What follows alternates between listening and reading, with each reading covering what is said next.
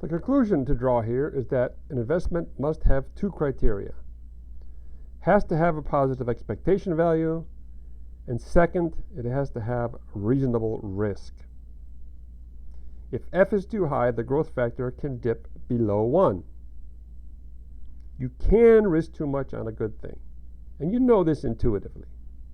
There are some investments that you just can't make because you can't afford the risk. But mathematically, it comes out as well. It's not psychology, it's mathematics. So let's consider another example. The card flip game. We're going to go through an entire deck of cards. We're going to flip them over one at a time. If the card is black, you win. If it's red, you lose. Simple game. You get 3-2 on every investment. On every flip of the card, the house will give you 3 for your 2. So if you put in $100, the bank says, okay, here's my 150 if it's black. If it's red, they take your 100. Now you're going to win 26 times, you're going to lose 26 times because you're going to go through the whole deck. Does this game have a positive expectation value? It sure does. It's a fantastic game to play. Huge positive expectation if you risk the right amount. One more rule is you have to declare a bankroll. You're bringing $1,000 to the game, and you must risk the same fraction on every flip of the cards. Every 52, each of the 52 flips, you're going to risk the fraction F of your bankroll, the same F.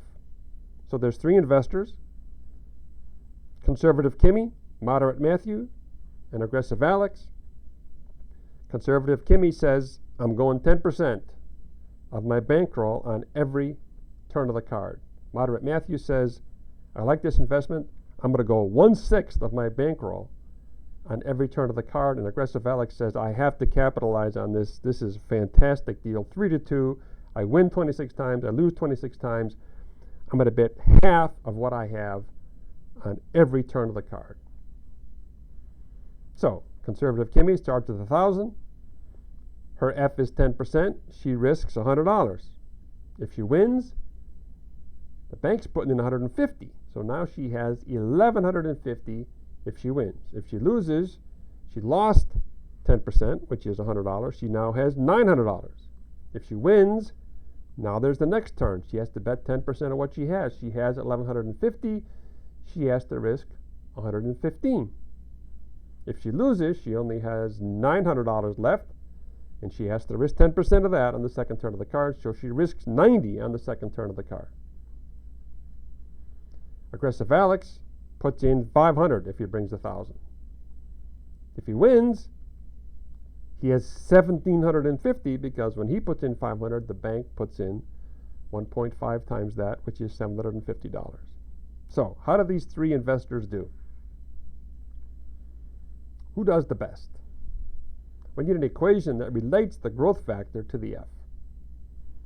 We can plug in different F's, for example, 0.1, 1/6, 1/2, or we can calculate the GF. But if we graph it, we can really get a picture of what's going on.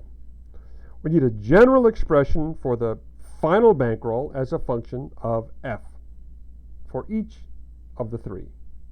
The total growth factor, we're going to win 26 times, so we multiply our bankroll by 1 plus 1.5F 26 times. We lose 26 times, we multiply our bankroll by 1 minus F. So that's 1 plus 1.5F to the 26th power times 1 minus F to the 26th power. Doesn't matter what order the cards appear, right? We're just multiplying. What does this function look like? And it's not obvious at all what it looks like. There's what it looks like. There's a huge area above 1. 1 is breaking even. Your growth factor is 1, you broke even. So here's Kimmy. Kimmy's growth factor is 2.446 at 10%. Matthew, his growth factor is 2.89 at the peak. The best fraction here is 1/6. Now let's look at aggressive Alex. You see where he is right here? Virtually broke at a fixed fraction of half. If he started off with $1,000, he now has $31.06 left, even though the investment has a huge average profit. The only factor that separates is the F. That's it. They played the same game. Nobody got lucky. Nobody got unlucky. It's completely predetermined. 26 wins, 26 losses. The only difference was the amount they risked. On the average, every turn of the card has a positive expectation. You're making money on the average on every turn of the card. After 5 flips, you can say, is this a good deal? And yes, it is on the average. So, let's summarize. The growth of a bankroll is the product of the individual growth factors. You don't use the arithmetic mean, the average. If it goes up 50, down 40, you multiply 1.5 times 0.6, and the result is 0.9 times the original bankroll. The arithmetic mean of this investment is plus 5%. You can't use that. The final bankroll can be a strong function of the fraction of the bankroll that's risked. We just saw that with the card flip game. Moderate Matthew nearly tripled his money. Alex ended up with 3% of what he started with. So if F is too big, you can suffer catastrophic loss even though the investment has a positive average expectation. Again, to qualify for a good investment, you have to meet 2 criteria: positive expectation, reasonable risk. You need to check both of those boxes.